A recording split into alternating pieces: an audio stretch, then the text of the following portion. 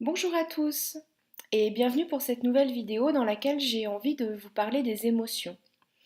Alors déjà, il y a 7 émotions qui sont considérées comme des émotions universelles, qui sont la joie, la peur, la colère, la tristesse, le dégoût, le mépris et la surprise.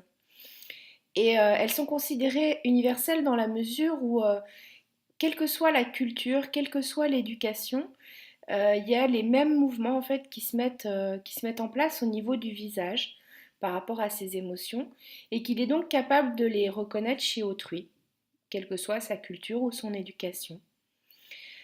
Alors souvent, par rapport à ces émotions, on parle d'émotions positives et d'émotions négatives. En même temps, si on commence à se demander ce que chaque émotion a vraiment à nous dire, quel est le message en fait qui est derrière.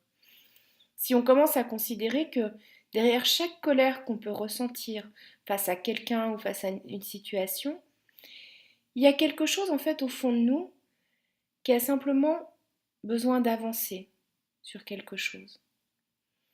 Si derrière chaque tristesse, il y avait en fait un besoin vraiment essentiel, quelque chose de tellement important et qui en même temps n'est pas comblé. Et si derrière chaque peur, il y avait vraiment un désir important. Je ne sais pas ce que ça change pour vous de regarder les choses sous cet angle-là, de se dire que simplement finalement chaque émotion est précieuse et positive par rapport à ça du coup, parce qu'elle nous amène vraiment un message, parce que c'est un indicateur de quelque chose, parce qu'il suffit peut-être simplement d'entendre ce qu'elle a à nous dire, ou de vraiment l'accueillir et la ressentir pour que le message se délivre.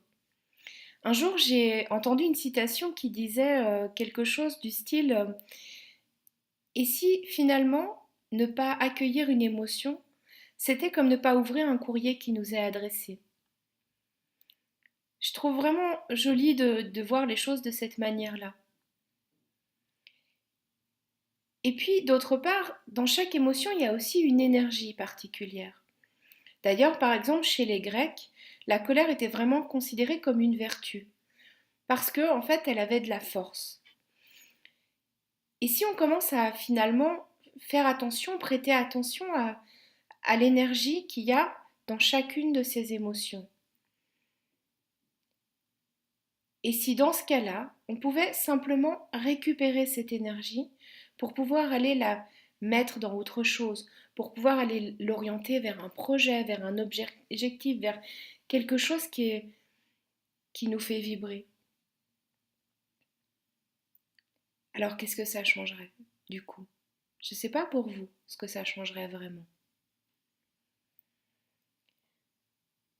Au-delà de ça, on a tous la capacité de se créer des émotions et de les alimenter. Quand on observe parfois les gens autour de soi ou simplement nous-mêmes, on se dit qu'on a la capacité de d'alimenter, d'amplifier une colère ou une tristesse alors que on pourrait tout aussi bien de la même manière créer, alimenter et faire grandir de la joie par exemple. Je sais pas ce que vous préférez de votre côté. Voilà, j'avais envie de partager un petit peu tout ça sur les émotions avec vous. Et puis, pour terminer, je repense simplement à un dessin animé que j'aime beaucoup qui s'appelle Vice Versa sur les émotions. Et c'est une jolie histoire qui finalement montre comment les souvenirs secrets, comment il y a des émotions qui y sont rattachées, et aussi de quelle façon finalement chaque émotion est essentielle. Comment on peut apprendre de chacune. Voilà, alors si vous avez envie de passer un moment sympa, pourquoi pas ça?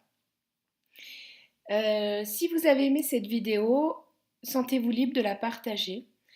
Et puis en attendant, je vous dis à très bientôt.